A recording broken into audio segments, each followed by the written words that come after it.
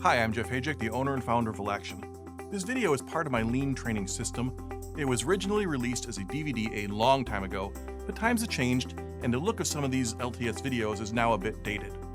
The content is still spot on though, so rather than just discontinue the line, I am posting the majority of each of the 36 videos here, with the remainder available at Relaction Videos. That's our video service where you can download a wealth of supporting content and watch subscriber-only videos. I recommend subscribing and hitting the notification button if you want to make sure you don't miss any new content. I would also really appreciate if you would hit the like button if this video is helpful and you want to see more content similar to it. The like button helps us get found on YouTube, but it also lets us figure out where you want us to put our future effort. Now enjoy the free version of this video. Hello, my name is Jeff Hajek. I am the owner and founder of Relaction Continuous Improvement and the author of the book, What Do You Mean I Gotta Be Lean? I'd like to welcome you to this presentation about the Lean Office, and we're going to be giving an overview of what you can do to make your office operations run more smoothly and more effectively. But to talk about this, what we're really going to have today is a recorded version of a PowerPoint presentation, so you're going to notice that there may be a little bit of a glitchiness in the animations because it is going over around the world, the electronic signals. So if you see that, know that the original PowerPoint package is much smoother, but it doesn't always show up perfectly in the webinar. And also, this is copyrighted material, so I do ask that you don't record or distribute it, but I do want you to enjoy it. And there's a lot of additional material that is free to distribute on my website. So just follow the terms of whatever it is that you download. But there's a lot of information there. So moving right on to today. The objectives of this presentation is really to understand how Lean works in the office, and it's pretty commonly understood on the shop floor, but maybe in the last 10 years or so, maybe 15 years or so now, it started to make this transition into the office and become more mainstream as part of how to improve administrative processes. So I'm trying to get a little bit more clarity to that because there's not as much information about how to use it in the back end of the production work as there is right on the shop floor where work is actually producing the final product. And I'm also going to talk a lot about demand management because a big part of being able to run an effective office is to be able to understand what you have to do about demand and how to treat the variations. So that's really what we're going to be going over today. So why would you want to apply Lean to the office? So the first thing is, not just the what, but why. What's the benefit of putting Lean into the office environment? Well, the first part is that the U.S. is becoming predominantly a service-based economy. So more and more of the work that's done in the United States is office work. So just based on that alone, there's a bigger opportunity in the office than there is on the shop floor. And on that product-based economy, even in a company that does a physical product, there's still a lot of back office costs. And there's some estimates that say as much as 60% of the cost of a company on average is related to all this back-end stuff, and it's the engineering efforts and the HR efforts and the marketing efforts. So when you start thinking about a physical product manufacturer, there's still a lot of back-office opportunity there. So when you add it all up, you get somewhere in 80+ % of the work that we do in this country, in the United States, is really focused on the office, and I'm sure that's replicated throughout much of the world, at least on the breakdown of a product-based company's workload. So it's a great opportunity. The other reason why Lean has really drifted to the office is because of the way customers interact with companies. So let's talk a little bit about what a customer is and their nature. When you think about a customer, there's not just this one easy way to look at them. There's a lot of things that come into it. Customers are emotional. They're constantly making decisions not based on logic but on personal affinity. Something like Apple is a very good example of a highly emotional-oriented company where people get so loyal to the new products, they'll buy incrementally improving units just because they're so emotionally attached to the company and they're intensely loyal. So if you have customers like that, it's a great thing, but it also means that intense emotion can work against you if you make a mistake, and people can be very emotional in spreading the word negatively about you. So there's a lot of stuff with the emotion. Customers are very demanding. The global economy has made it very easy for you to go and find other opportunities to get information. And in my business, I'm very aware of that. So I know many of you found my site in this webinar just by going and doing a quick quick web search for Lean Webinar or Lean Office and you saw this. But if you look around, there's a lot of different options to go and get Lean information online. So I know that customers are very demanding, and if you don't deliver what you promise, you're very quickly replaced. The other thing about customers is that they're very inconsistent. Customers want something one day, and the next day their situation changes and they want something else. So you have to be able to track that moving target. And more customers are becoming very unique in what they want and very customized in what you have to deliver to them. So this idea of a mass market is starting to get to be less and less because there is this option to go everywhere around the world for your products and services. You can now ask for specifically exactly what you want, and with the proliferation of all of this other options, primarily through the electronic mediums that's becoming available, you get a much more a fragmented market that you have to deliver products and services to. And the good news is it does provide, if you're a small company, it provides you an option to serve a specific niche market. But if you're a big company, you do have to pay attention to how your customers want you to deliver your goods and services. And finally, customers are becoming much more value conscious. And again, a lot of the access to information provides the ability for customers to get more transparent decision-making criteria. They can be much more rigorous in how they choose vendors. So as you start thinking about your customers, you have to really understand all this. So as we talk about the value, I hope you are getting something valuable out of this video. If you want to get more out of this program, we recommend watching it on Valaction Videos. You'll be able to watch the entire video, mostly ad-free, and view subscriber-only programs. You'll also have access to a load of continuous improvement downloads. Let's just try to put a little bit more information behind that. And first of all, it's really defined by the customer. And you have something called the voice of the customer that comes to your organization. And this voice of the customer is a very broad definition for all the different data points you get, whether you're going out and asking a customer. I may ask a few of you after this presentation, what did you think of it? Can you give me any feedback? I go out and solicit information.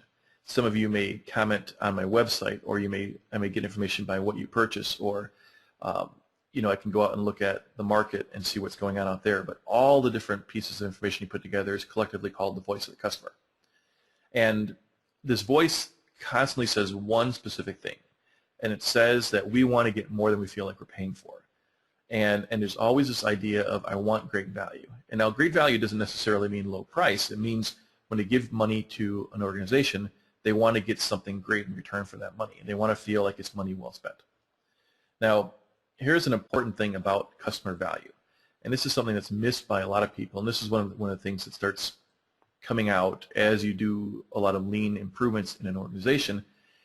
Often the organization feels like something's adding value, and the customer doesn't give you credit for it because it doesn't mean anything to them. And you'll find a lot of things as we talk further, things like having a specific account representative maybe isn't as important to the company to the customer as it is to the employee. The customer may think that that's the only way to get good service, but what they really want is they want timely responses. They want to not feel like they have to repeat themselves. They have, there's this very specific set of criteria they want. And if you can deliver that without a specific account rep, you may be able to find ways to reduce your costs and provide better service and better access. But the bottom line is, if you have something that you think is valuable and the customer doesn't, you don't get any credit for that. So with that in mind, let's start talking about how the traditional office is organized and how you can start seeing some of the drawbacks on providing that value when you think about when you break down the practices that people use. So the first one is that idea of the account rep, or the personal ownership, my account, my process. And why do people do it? Well, it's how it's always been done. There's a sense of continuity and tradition, but it also gives people that sense of responsibility. I own it, and then there's this perception, like I said, of customer value. But a drawback is it's hard to get coverage for it, and the employee really has to deal with a highly fluctuating demand. So if you have a stack of accounts and several of those accounts come in with orders or things on the same day, you get piles and piles of work forming up. There's also this traditional office, because you have a single person doing a single function, in a lot of cases, you lack this documentation, this continuity that can take you over a long period of time, because most of the information is kept as tribal knowledge. People just know it and they pass it down to their replacements, and there's not any really good reference material that you can look at. And the problem with this is that there's no time often in a small company that's not lean. You may not have the opportunity to devote resources to documenting, but there's also an emotional piece to it. And people like to feel secure in their jobs, and one way they feel secure is being the only one with a particular piece of knowledge. So it's not an overt way of doing it, but people do want to feel protected in their work. And they're not going to go out and resist giving information out, but they're probably not going to be super open with it. And they're not going to be promoting the fact that they know secrets and tricks and quick ways of doing things, unless it's really a culture that draws it out of people.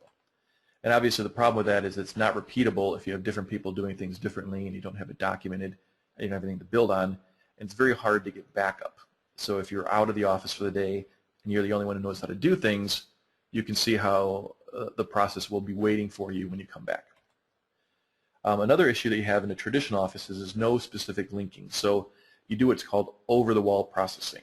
I do my job and I fling whatever I've done over the wall to the next process step, and there's no sense of whether or not they're ready for it or if they've actually asked for more work. So it's a very disconnected series of processes. And of course, that when you're disconnected like that, you have much more limited cooperation.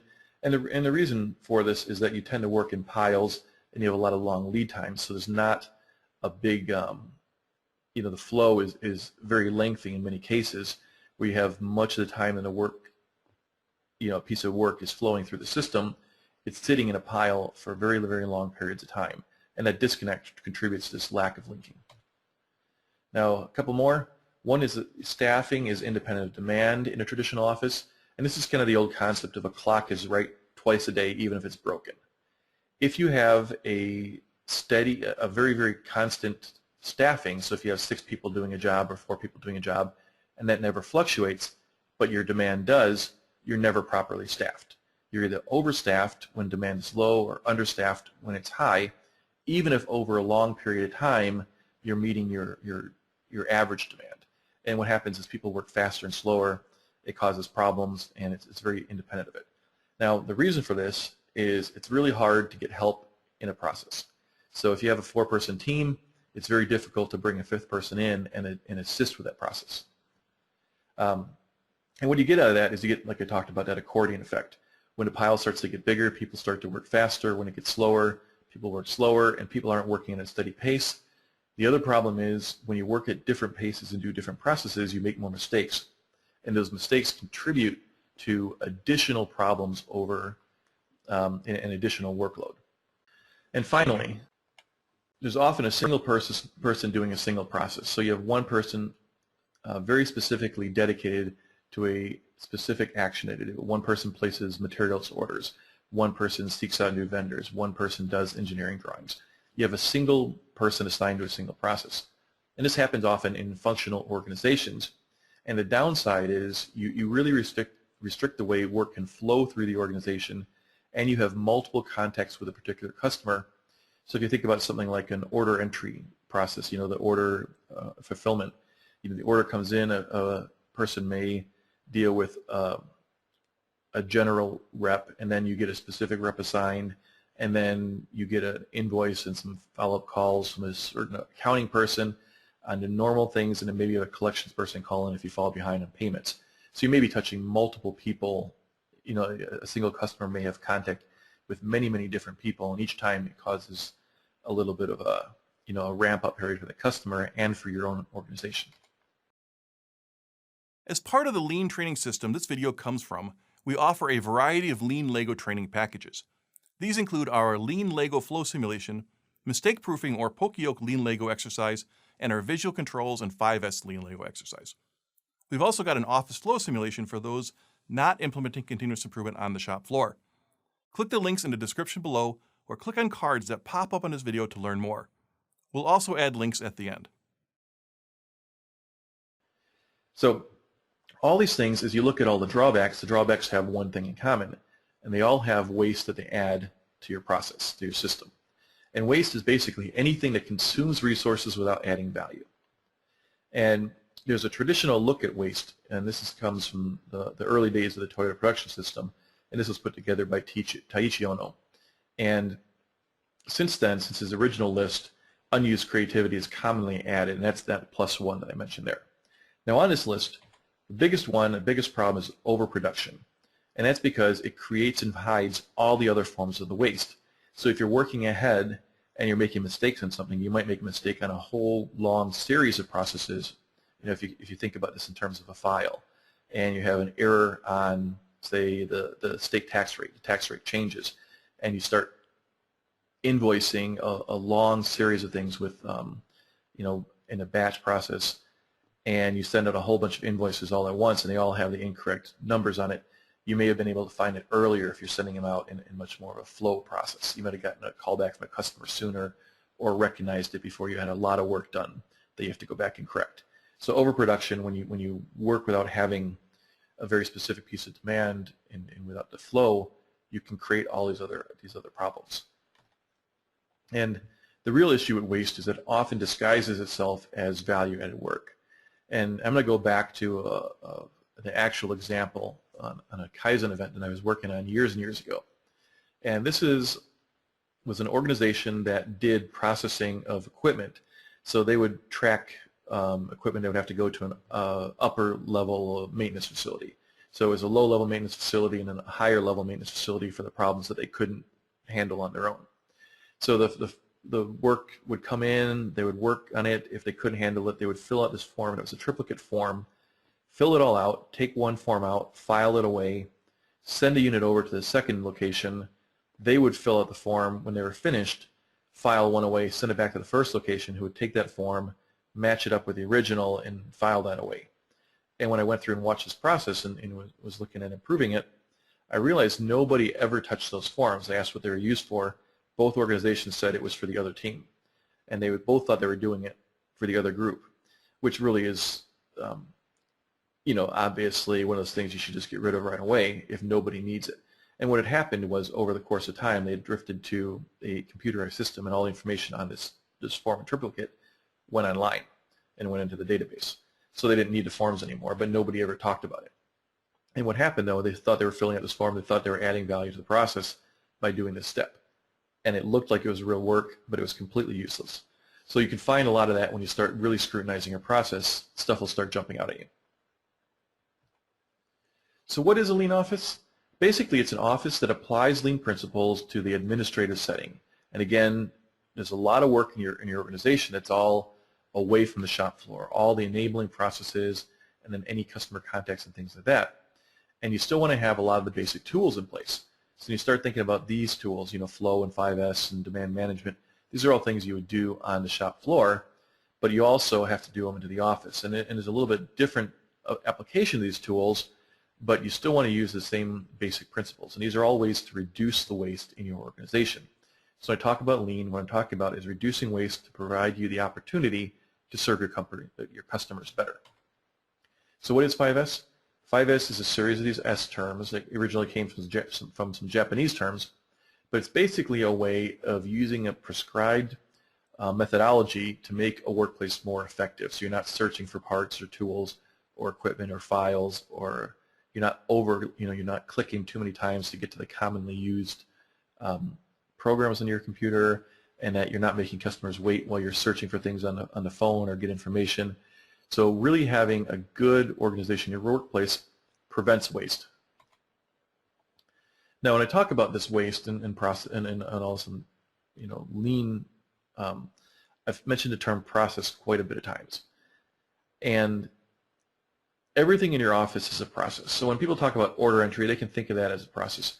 What they don't think of as a process is things like engineering design or technical support or the hiring process. They think about these as more of the creative systems that are more flexible and need some very experiential application of knowledge to get things done properly. But I'm going to tell you that even when you look at a very creative looking process like writing, there's a lot of underlying steps that you can make very, very standard. So if you think about something like me putting out a blog post, it's the actual article itself may take some of that creativity, but it's not really just that to get an article posted. There is the idea of vetting all the different, coming up with ideas and then vetting the ideas and then deciding how, when to post it and scheduling it and then writing it and then editing it. Each of these things can be very, very structured in how you approach it, to the point that the creative part of it becomes less and less of the total workload, and everything else becomes very, very streamlined to get to that point where you're able to apply that experience to the process. So think of that. Think about everything's a process, and if it's a process, it can be improved. And that's really the focus. And you'll see a lot of resistance on, again, the really creative people, the marketing team where they do, coming up with ad copy, or the engineering team where they do new designs.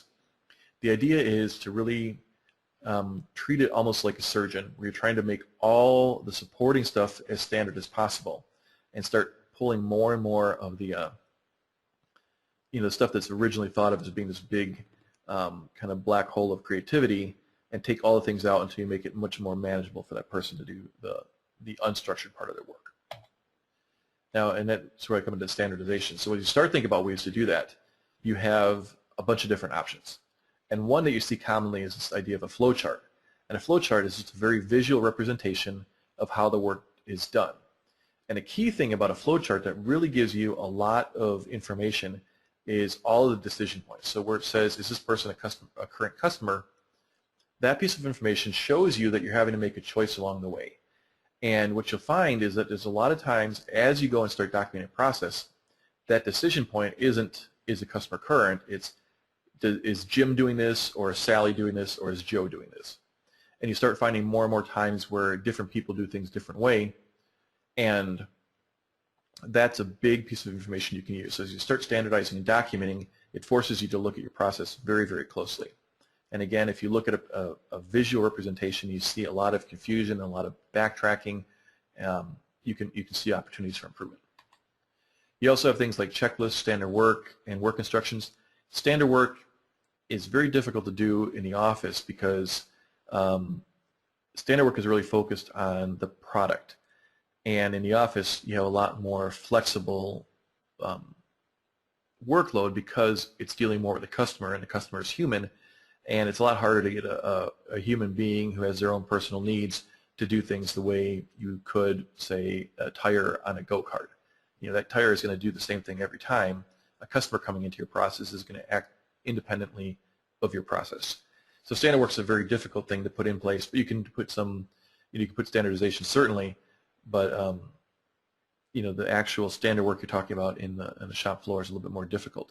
But you can put in work instructions. And work instructions are the detailed step-by-step way of doing the process steps. So the best method by far, though, is when you start building that process into the system. And in the office, that generally means you make the computer system keep you from making mistakes. So if you have some kind of database that you're entering information in when you're taking orders, you make it so that you can't move forward to page 2 if page 1 isn't completed. And when you do that, you prevent people from going outside of the normal process, and you start structuring things a little bit better. Now, the key to getting standardization is that it provides you a starting place for making improvements. Now, I'm going to get onto something here, and this is really kind of an unusual actual situation. By that I mean, this is a very vanilla situation, and most offices don't have this really vanilla situation here. And what this is when you have a series of people who hand work from one person to the next. And typically what you have is you'll have, Joe might be doing one function, and Sheila might be doing partly one job and partly a different job. They have a lot of split workloads in office environments. And, Cheryl may be a manager who's only in the office to do certain things twice a week. So you get a little bit of confusion. But in this case, let's just assume that you have 4 people who all have a function and they all hand work off to the next person. And you'll see that in bits and pieces throughout the office. So just apply the concept rather than trying to say this is where 4 people in my office are all sitting next to each other handing work over. So what happens, though, is Joe will do a bunch of work all at once because it takes a lot of effort and time to go over to Sheila and explain what he has. He doesn't want to go over there and do it with each individual piece of work, or it takes a long time to walk down the hallway to the other office, or you're putting things in inter-office mail and you need to bundle up and label it. So Joe may do a little bit of work all at once. And what happens is he hands it off to Sheila, and now Sheila doesn't get to work on the first piece of work until Joe has finished all 4 pieces of work. And you'll see this often in things where there's actual physical file that has to be moved physically. With electronic databases and ERP systems and things like that, you don't see as much of this anymore. But surprisingly, there's still a lot of manual files that move around offices. And often this is the case when there's a problem. When you have to go and get approval from a manager, you'll often see a folder with a stack of information in it. But this process of sending things 4 at a time continues on, and as you can see, the problem compounds the more people you have in the process. So if you look at Tim, he doesn't get the file A until 12 advances after Joe has touched it. And now the customer is not going to get it until the very end. So what you want to do is you want to start thinking about how can you improve the flow and work in smaller batches. And as you do that, you can start to see how if you eliminate the size of the piles that you're handing on, you can start reducing this time through your system. And I'll challenge you to do this. Go take a look at any piece of work that comes into your process, and whether it's a new design for, if you work in the fashion industry, a new design for the fall fashion, or if you work in the time it takes to get an order entered all through the credit checks and approval process for a new customer, and any kind of management approval you might have for certain accounts, and the credit checks and all that sort of thing until it's actually the order's placed. Take a look at how often the work is actually sitting in a pile waiting to be moved, or sitting in a pile waiting to be worked on, versus how much time it's being worked on. And people often think that this is a little bit of an exaggeration, that work sits so much, but take a look at your work and see how often things actually are moving versus how often they're just sitting. And the key to this point is the more piles you have in your process, the more customers wait. And that's one of the biggest things that Lean does, is it starts trying to weed out those piles and get work flowing a little bit better. And that'll help you provide quicker responses to your customers. So that's the big benefits of flow. Obviously it means faster customer service, but also has some other very real waste reduction opportunities for you. And the first one is less sorting through files. And this could be regardless of whether it's a physical file or a stack of emails that you're sifting through to try to allocate out properly in a community inbox, or your own emails, or files in a network drive, or anything that you have. Anytime you have a bunch of stuff, it takes longer to find things. It might be fractionally longer if you're talking about computer systems with search functions, but anytime you have to do that step, it's a little bit extra time. And the key point here is, as you get better and better and better and more lean, you're going to find that smaller chunks of time make a big difference. Now, as you have smaller piles, it's also easier to manage your pace and your workload. So one of the things we'll talk about a little bit later is getting counts of what you have ahead of you so you can plan your day better.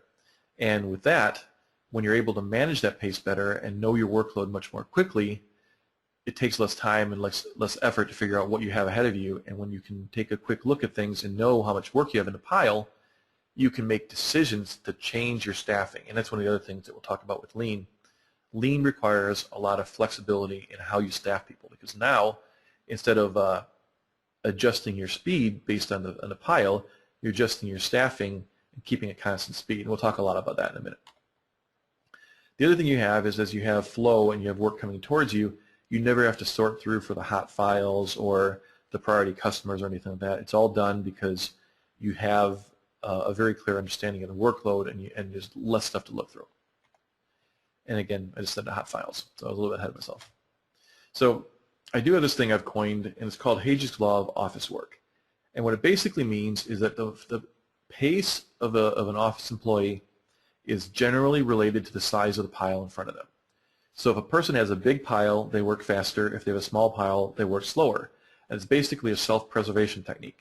You can't work at a sprint pace all the time. So if you have a flow of work coming in and you know it's going to be a little bit less later, a little bit more now, you manage yourself to that variation in the flow. And what happens is, either you're working too fast and you're making mistakes, or you're working too slow and you're bored and you're inefficient. So what you're looking at in the typical office, like I said, is each person has their own function and the work is handed upstream. And what this means is that, this is an example, a loan application review, and then a credit check, and then an approval process, and then filing it. So you have a set of tasks that go straight through a series of people. And the drawbacks, the biggest drawback is no matter what your demand is, you need 4 people when people have a very specific process they have to do. So if the demand dropped by 20% today, or 25%, you couldn't just pull Tim off the process because then a function would stop. You also have this problem of there's less ownership of the work. And I'm not talking about the actual customer or file or anything like that. I'm talking about the feeling of ownership that when I do this, I want it done right, start to finish. Because if I hand it off to somebody else, there's always that feeling in the back of your mind that if I make a mistake, somebody else can catch it. So you have a little bit less of that process ownership. And I talked about demand, and all these processes that you do, if you're going faster and slower, the reason for that is because of the way demand comes. So if you look at demand in the shop floor, it's generally scheduled, so that the demand comes in and you have a certain amount of products that you need to produce this week. It's generally put into a level load. So even though you have a variation in the actual customer orders, the shop floor is going to see a pretty steady pace of production. And you don't see that wild variation in most processes because you're managing the workload. You might work a little overtime, or you might shut the line down for a period on a Friday afternoon to manage that demand, but you're not asking people to work faster and slower at any given time. But in the office, in most cases, you don't change your staffing based on demand, and your demand pattern is going to look something like a camel normally, or some kind of Himalayan look to it where you have this up and down pattern throughout the day. And the smaller increment of time you get, the less predictable demand is. So you can say, I know I get this many average orders in a month, and it's probably pretty consistent. If you say in a week it's less consistent, in a day it's even less consistent, in an hour-to-hour basis, it fluctuates a lot. And as you start getting more and more lean, you're going to start looking at being able to be done real time on work instead of looking at piles. So this moment-to-moment fluctuations become more important as you get closer to doing continuous flow and real-time processing for customers. So to manage this demand, again, you're working on shorter cycles in the office. You're working on demand that doesn't keep well. So if you have an order that comes in and you don't get it for a day or two, the customer may cancel it. Or if you have a phone call that somebody's talking, waiting for you to talk, they may abandon the phone call and you may lose that sale. Or a person may come into your fast food restaurant and see a long line out the door, and they may walk out and go somewhere else. So demand in the office or administrative or service environments just doesn't keep as well. And it's very hard to pinpoint what demand is. The work that you do isn't all customer demand. A lot of it's internally generated. So when you're talking about demand on the shop floor, you're talking about the actual product you're building. You're not necessarily talking about the demand of trips emptying the garbage can. You have a certain number of emptying that you have to do each day, but you don't consider emptying the garbage can as part of your demand. In the office, though, people often think of answering customer status emails as demand. But when you think about that, that's similar to emptying a garbage can. It's work that's generated by the overall process. It's not necessarily something you want to see increase, and I'll talk about that concept in a minute. So in the lean office, what you're starting to think about is how do you combine processes to add some flexibility to you. So the first thing is when you have people doing more work in a series, you're able to have backups a little bit more easily. So any one of these people can back up the other person because they're no longer functionally oriented. They're process oriented. They're having a series of steps that they do start to finish. Now it's a little bit more complicated to do this because you have a longer flow, but with good standardization you can still manage this. Now you don't want to have, you could think about this in a big picture, like you don't want to have one person building a 747. It's just, it's a little bit too much. But what you do is you find a good balance where people can handle the work start to finish frequently enough that they're not going to start losing the knowledge about how to do it. And people have a much greater capacity for managing a longer process than you probably give them credit for. So as you start thinking about this, the big benefit of this combination, though, is that you can now manage your staffing more quickly. So instead of, if you think back to that Sheila and Tim, the whole flow of 4 people doing this process, you couldn't pull one person out. But if you have 4 people doing the same process and you start running low on your demand, you can stay with less than 2 people, or with less than 10 per hour, you have 2 people doing the process. As you start increasing and you get over that 10 per hour, you would need to have additional people. And then if you get over 15 per hour, you start adding even more people. So you can now start thinking the pace of your demand drives your staffing. So you're much closer to the amount of people that you'd have, that you need. Now the key here is that people aren't going to have a designated pile of work that they're drawing from. They're going to draw from a community pile, and it also makes it easier to manage that workload when you have one pile to manage rather than 4 independent piles on different people's desks. So when you have that going on, you can start seeing how the work starts flowing in A, B, C, D. So instead of having a single file have to go through 4 people, a file is done completely, start to finish. Now you're going to step on toes when you start thinking about this, though, because you're starting to break down some functional walls. So if you think about this with order entry person actually entering an invoice, you start to deal with the entry manager, the order manager, or sales manager, and an accounting manager. So you start to have this idea of a combined process. You start running into some territorial issues. So keep that in mind as you start thinking about how to change your workflow. But the benefits of this are pretty big, because now you have this ownership of the entire process, and you're able to think more terms globally. When you have fragmented processes, people look only at how to optimize their own specific piece of the world. When you have a person who's doing a longer series of work, a longer series of steps, they start thinking, how does step 2 affect step 12 or 14 or 16 in the process that previously would have been done by a different organization. So these benefits create a big drive for global improvements, because you no longer have this feeling of negotiating this workload change. By that I mean, if process A, in the 4 steps, if the first person in the first organization could save 10 minutes for the second organization by adding 5 minutes to themselves, would they do it? And often the answer is no, if a person is already swamped. They're not often willing to take on extra work if the workload puts them at under tremendous strain, even if it's good for the company. When you have a more combined series of work, you're more likely to do those global improvements. And it happens more frequently than you think, where you can help somebody else by adding a little bit of work early on in the process. That's also, again, easier to just staffing, and I showed that in the last slide. And there's less startup time. So every handoff that you do, when you take a file and hand it to the next person, there's a startup time of opening up the file, starting to read it, starting to figure out what's in it, and maybe calling back and asking the other person who had previously handled it a question. So you take some waste out of the system just by having a person work longer through it. Get more out of our Lean Training System videos with our Continuous Improvement Companion. It's closing in on 1,000 pages of great content. It is currently available as a download with a subscription to Vlaction Videos and as a license through our store. You can also get a free version of it by signing up for our newsletter. Click the links in the description below, or click on the cards that pop up on this video to learn more. We'll also add links at the end.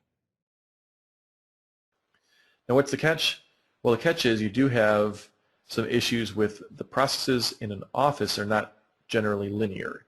There's a lot of questions that come up along the way that create a decision point. Is this a gold customer? You might have a premium customer plan. Is this a gold customer or not? And you have to take different processes. Is this customer ordering it on an expedited plan? They're paying extra. Or is this design change for a safety issue, or is it for a cost reduction issue? So you have a lot of different issues that you're doing one process, but it takes a different path based on some parameters around it. On the shop floor, generally it's a very linear process. And the reason for this non-linearity is often it's people-oriented. So you're talking about how a person, specifically a customer, wants something, and that creates this very, very non-linear path. The other issue is that there's no physical product, and the work then becomes very software or system dependent. And by this I mean, you're talking a lot in offices about the ones and zeros that fly through a system. You're talking about storage on a database, and that information becomes easy to zap around to other people, which makes that easier in terms of flowing work around, but it makes it harder in terms of being able to actually physically observe it and conceptualize what's going on when you're trying to make an improvement. There's a big part of trust that goes into lean too. You have to believe a few things if you're going to commit to a lean office and the efforts, the continuous improvement culture that goes with that. You have to believe that you're protected from any kind of layoffs. So nobody's going to work really hard to improve a process and save time and money if it's going to put their job at risk. So they have to trust the management team that there's not going to be any layoffs associated with lean, but you also have to trust that people are going to back you up when they're supposed to. So if you're going to go and give up your free time to go help someone else, you have to be able to trust that they're going to give up their free time to help you. So you have to have this good level of trust that people are going to be there when you call them as you start thinking about how to do cross-loading and flexing people around to different work areas. The trade-off is that you do have to have more structure to your workload, and some people struggle with that. They struggle with this idea of, I can't make decisions on the fly anymore, I have to do things the same way, and I have to put things back in the same location every time, and I have to manage things very, very consistently. So that structure can be hard for some people to manage.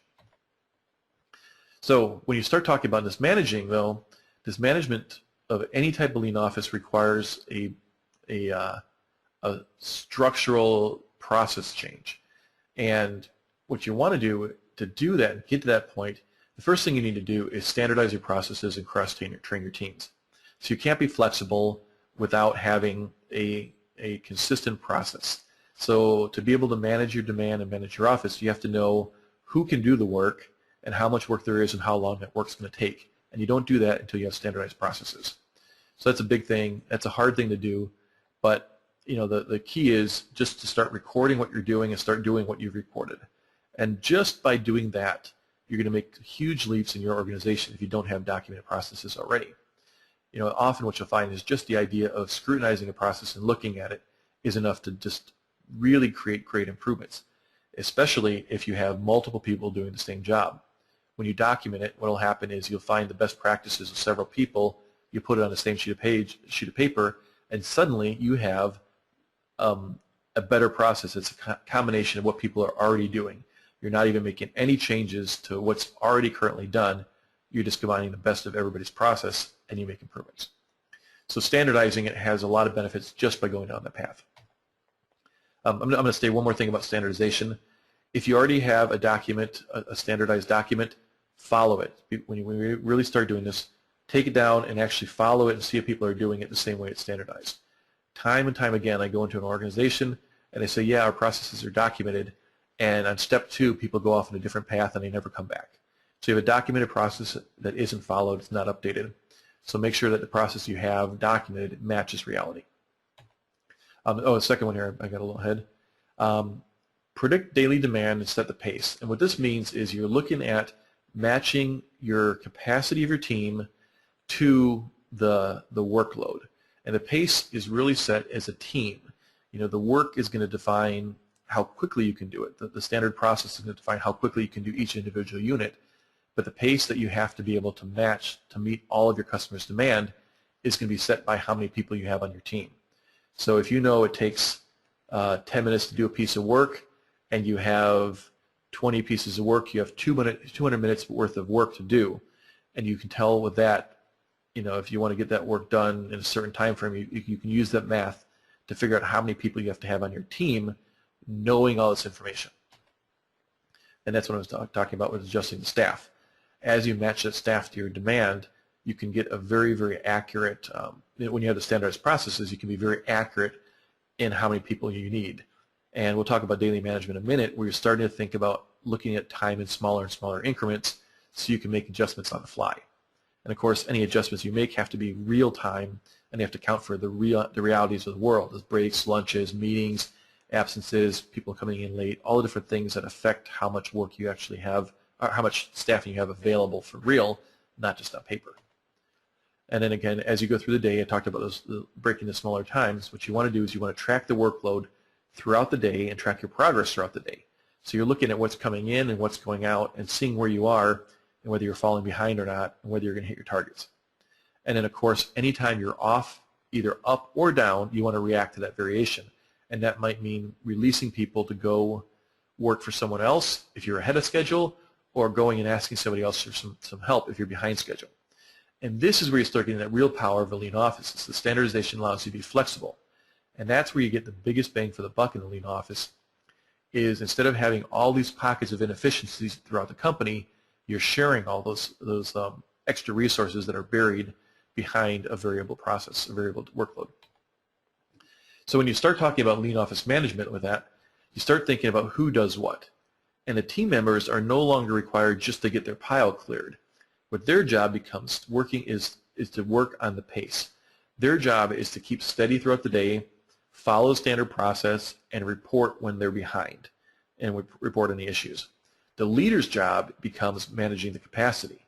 So they're the ones who have to balance the demand with what the available staffing can do, and make sure that you don't flood the people with extra work or dry up the well and have people just slowing down because there's nothing to do. And then both people obviously have to check throughout the day and keep up to date on the status, and they have to manage the processes. They have to be able to improve the processes when they find problems. And as you start looking at things more consistently, what you're going to find is that you're going to have a closer link between the problem and falling off the pace. This video comes from Velaction's Lean Training System, which takes a module-based approach to learning about continuous improvement. Modules include a PowerPoint presentation and student guides for every video, plus there are many exercises and quizzes as well. There's also a whole host of supporting content in the form of terms in our Continuous Improvement Companion and downloadable articles. Our modules are currently available in our store and as downloads at Velaction Videos. Click the links in the description below or click on the cards that pop up on this video to learn more. We'll also add links at the end. And a way to do this is with something called daily management. And this is a daily management board. This is something that you would post up in your work area. You might have a spreadsheet, and I have a spreadsheet available on my website that you can use to fill out these numbers very quickly. But what you're really doing in this is you're taking your plan and you're seeing how close you are to your plan and figuring out what you're going to look like at the end of the day. Now, the way this works, you start the day with your cue, you fill out all the planning side. So at the beginning of the day, the left-hand side of this is completely filled out. As you go through the day, at 8 o'clock, you have your starting cue. At 10 o'clock, you take account of what's actually come in and what you've been able to accomplish throughout the day, and you look at your new cue. So at 10 o'clock, you see that a company that routinely entered orders or sent you orders on this morning didn't place any orders this week, and they maybe were a big customer. So they skipped their orders, and your incoming work was lower, but you also had an employee come in late. So you had lower output. Now, in a normal office, this would be hidden because you're pretty close to what you were on anyway or ahead of schedule, and you would never have seen either of these problems. You might have noticed the employee coming in late, but you may have completely missed the idea that your demand was lower.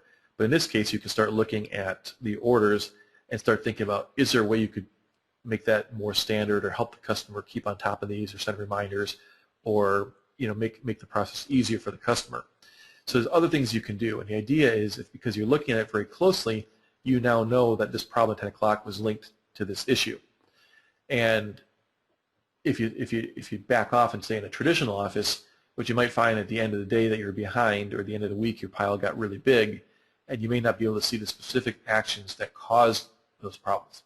Now the power of this is as you get this data, you can start using things like the Pareto chart and other tools to really focus on the biggest problems first. And often we do process improvement based on gut feel. When you have real data to manage it, you can make much more targeted improvements that are going to get you the biggest return. So let's talk a little bit about how work comes in and what work actually is. So this idea of work in an office is a little different than on a shop floor. Doing a repetitive task on the shop floor, again, you do probably one type of unit down an assembly line. So every time that Ford Fiesta or Toyota Camry comes down, it's the same thing every single time. In the office, what you have is you have many different types of work. So if you're an engineer, you may have a new design that you're working on, and you may have some testing for a material that you're working on, and you may have an engineering change notification that you're working on. And those three things all take a different amount of work. On a smaller scale, you may have something like an order entry where it's your base order and it takes a certain amount of time. But now opening a new account for a customer may take 3 times as much time. And just answering a status email may take half the time. So you start looking at, to manage your workload, you have to start thinking of things in terms of this equivalent unit, or to be able to normalize for the variations that you're going to get in a lean office throughout the day. So what you're doing here is you're starting to say, if you have 3 orders in your pile, or if you have 1 new account in your pile, it's the same effective amount of workload. So when you start looking at this, you can't do this until you have standardization, until you know exactly how long it takes to open a new account on average, or how long it takes to enter an order on average. You're not going to be able to do this. Now I say on average, and this is a very tough concept in the lean office, because average is never right. Either your orders can take less than this time or more than this time. And that's why, going back to that daily management sheet, we work in time buckets. On the shop floor, you look at things unit to unit. You say the tack time is 97 seconds, and every 97 seconds you have to have something rolling off your production line. You can't do that in the office, because an order may come in with 10 lines on it, or it may come in with 2 lines, or it may come in with 300 lines, depending on your customer. So you may not be able to do that kind of level of management. But if you take a bucket of 50 orders and you use some random, the way the world works, if you put a bunch of random things into one pile and they're all the same, same random opportunities, it's going to come out as a normal distribution. It's going to be basically like a bell curve. It's called the central limit theorem if you're interested in the actual statistics. But basically what it means is, when you put a bunch of things into one bucket, the buckets are going to look pretty similar. I used to tell people, I'd never bet a paycheck on how long the next order is going to take, but I'd bet a paycheck on how many orders we'll get this week. And I could be pretty close on it. So as you start looking at bigger buckets, you could be more predictive. So you're trying to find that balance in the size of the workload buckets that you're managing. Now when you manage that demand, I keep talking about this term demand. And there's 2 different things. There's the demand that you're actually doing, and then there's all the supporting work that you're doing to manage that demand. And I look at demand as being, if you want more of it, it's demand. If you don't want more of it, it's supporting work. So think about something like a customer order. You want more customer orders. That's demand. What about a status check on a customer order? You don't want more of those. That's not demand. But you still have to do it. So you still have to manage it. But it's not demand in the way that you would think about you want it to grow. Now when you manage demand, there is a management cost to it. And this cost comes in terms of having to go and fill out the boards and count your work and update your status sheets and do daily stand-up meetings and all the different things that you have to do. So there is an investment. And I look at this cost as an investment, because you're putting time and money in and you're getting a big return out. And the last thing you're going to get is, as you're able to manage demand, you create this flexibility. Now this is a picture of a Barnes & Noble when Harry Potter was released, and one of the Harry Potter books was released, and you get a huge flood of people on that day. So obviously they need to be able to bring additional people in. Now the problem with bringing people in is you have to have the sources of that talent. You can't just bring somebody in off the street and manage you and do your project or do your work. And in a very, basically an entry-level job like a clerk at a Barnes & Noble, it may be very easy to bring somebody in ahead of time and train them up. But if you're talking about something like customer management or sales or engineering, it takes a lot longer to get somebody trained up to be able to do the work. So you've got to have that planning ahead of time. And again, that's the management investment. It also creates this problem that you're going to be changing a job description.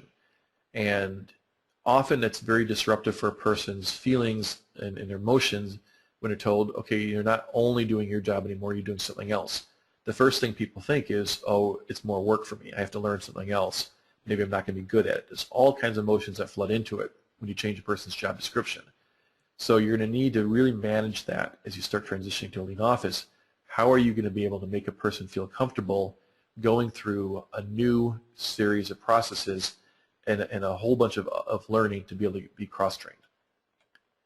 So as you start envisioning what this lean office is going to look like, the first thing is you're going to have a layout that's a lot more open, and it's going to have a good 5S fundamentals in place. It's going to have good 5S, the workplace organization that is going to drive improvement.